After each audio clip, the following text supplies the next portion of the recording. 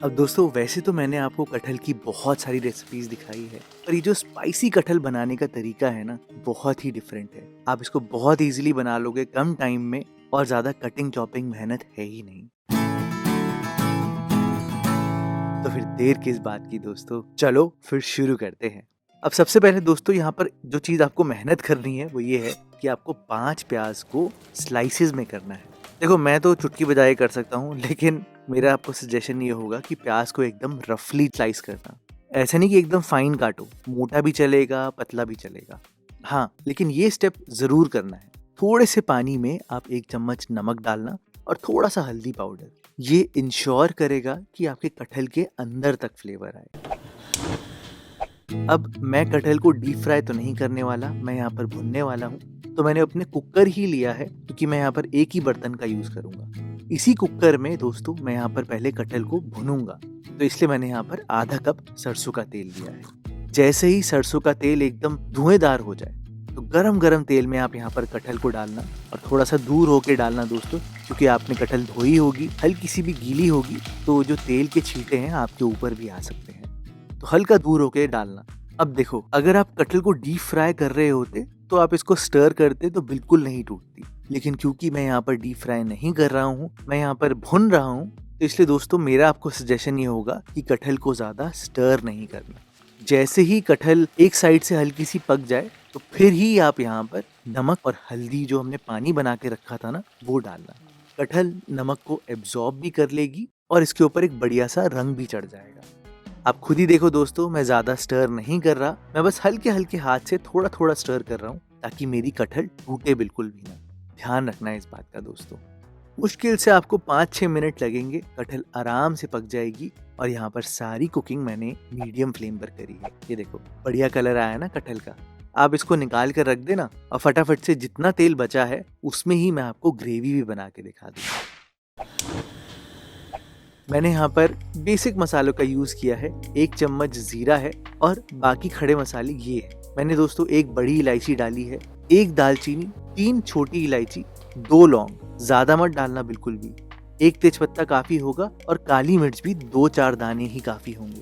भाई गर्मियों का मौसम है, ज्यादा गर्म बनाने की जरूरत नहीं है आपको इसको। फिर जैसे ही मसाले तिड़कने लगे, तो आप सबसे पहले लहसुन डालना। लहसुन हल्की सी भुन जानी चाहिए दोस्तों। फिर ही इसके ऊपर आप यहाँ पर प्याज डालना। मैंने यहाँ पर घिस कर अदरक भी डाल दी है। घिस के ही डालनी है अदरक, नहीं तो गलेगी बिल्कुल भी नहीं। हरी मिर्च भी इसी टाइम पर डाल देना। मैंने यहाँ पर कश्मीरी लाल मिर्च, हल्दी पाउडर, ये भी इसी टाइम पर डाला है दोस्तों। मतलब आप सोच के देखो, सारी चीजें एक साथ डाल दी है, और अब प्याज को भुना है। आराम से 3-4 मिनट आप भुनना प्याज को, ताकि इनका कलर हल्का सा चेंज हो जाए, इस स्टेज तक भुनना। और फिर ही आप यहाँ पर 1 चम्मच नमक डालना।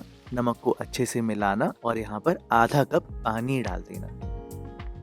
दोस्तों नमक इसलिए डाला है ताकि प्याज अपना पानी छोड़े, और पानी इसलिए ताकि जले बिल्कुल भी ना, क्योंकि अब आपने यहाँ पर सीटी लगानी है।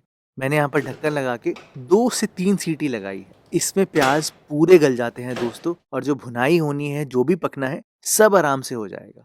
जब तक ये सीटियां आ रही है, तब तक आप यहाँ पर सारा काम कर सकते हो। जब मेरे को सुबह बनाना होता है ना ये लंच में, तो फिर मैं बच्चों का टिफिन भी साइड में बना रहा होता हूँ, और ये भी साथ साथ पक जाता है। मैंने यहाँ पर 3 छोटे टमाटर थे मेरे, तो उनको घिस लिया है, ताकि इनका छिलका एकदम अलग हो जाए। उतनी देर में मेरी पहली सीटी आ भी गई। और अगर अब मैं आपको किचन का स्लैब दिखाऊं ना मेरा, तो एकदम क्लीन भी हो जाता है। यही तो मेरे को बेस्ट बात लगती है। और इतनी देर में दोस्तों 3 सीटियाँ आ गई, तो मैंने गैस को बंद कर दिया, और बाकी अपना सारा किचन का काम कंप्लीट भी कर लिया। है ना एकदम इजी कन्वीनियंट रेसिपी। इतनी देर में आपका कुकर भी ठंडा हो जाएगा, तो मैं फटाफट से आपको दिखाता हूँ कि प्याज और लहसुन कैसे हैं। ये देखो आप, लहसुन एकदम गल चुका होगा, और प्याज भी एकदम नरम हो चुका होगा। अच्छा, अब आप गैस को ऑन करना, और गैस ऑन करने के बाद यहाँ पर सबसे पहले 1 चम्मच लाल मिर्च पाउडर डालना। भाई स्पाइसी बनाना है। 2 सूखी लाल मिर्च मैंने और डाली है। शुरुआत में इसलिए नहीं डाली थी क्योंकि वो काली हो जाती है, उसका कलर इतना अच्छा नहीं लगता मेरे को। और अब आपने कुछ नहीं करना दोस्तों, आपने यहाँ पर बेसिकली पानी रिड्यूस करना है। तो मैंने यहाँ पर हाई फ्लेम पर रखा है, और अपनी करछी को मैं चलाता गया। आप देखो करछी मैंने जानबूझ के लेडल वाली यूज करी है, गोल वाली, जिससे कि मैं हल्का सा अपने प्याज को क्रश भी करता जाऊं। विद इन 5 मिनट्स ही दोस्तों ऐसा हो जाता है कि बढ़िया पेस्ट बन जाता है इनका। ये देखो आप, ये वो प्याज आपको लग ही नहीं रहे होंगे, है ना। तो अब इसी स्टेज पर आप यहाँ पर टमाटर डाल देना। टमाटर के साथ थोड़े से और मसाले, मैंने 2 चम्मच धनिया पाउडर डाला है, भर के डाला है, थोड़ा सा भुना जीरा पाउडर डाला है, बहुत थोड़ा सा, और 2 चम्मच मीट मसाला डाला है। मीट मसाला प्योर वेज होता है दोस्तों। बाय द वे, आप नहीं डालना चाहते तो आप यहाँ पर किचन किंग मसाला डाल सकते हो, चिकन मसाला डाल सकते हो, जो आपके घर में पड़ा हो उसे आप डालना। मैं तो भूल ही गया इस बार टमाटर के साथ नमक डालना, तो 1 चम्मच मैंने नमक भी डाला है, क्योंकि नमक प्याज में भी गया था, तेल में भी था, तो एक बार पहले टेस्ट करके देख लेना और फिर ही अपने हिसाब से डालना।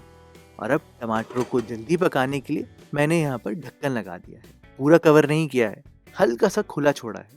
विद इन 2-3 मिनट्स टमाटर भी पूरी तरीके से पक जाते हैं और ये ग्रेवी एकदम गाढ़ी हो जाएगी। हो सके तो आप देख लेना कि इससे तेल भी अलग हो जाए, तो उस स्टेज तक पकाना। बस जैसे ही आप उस स्टेज पर आ जाओ, आपने यहाँ पर कटहल डालनी है। कटहल डाल के थोड़ा सा मिलाकर इसको बैलेंस आउट करना है। पानी डाल के 1-1.25 कप तक पानी आराम से डल जाएगा दोस्तों इसमें। देखो, मुझे कम भी लग रहा था तो मैंने बाद में थोड़ा सा और डाला है।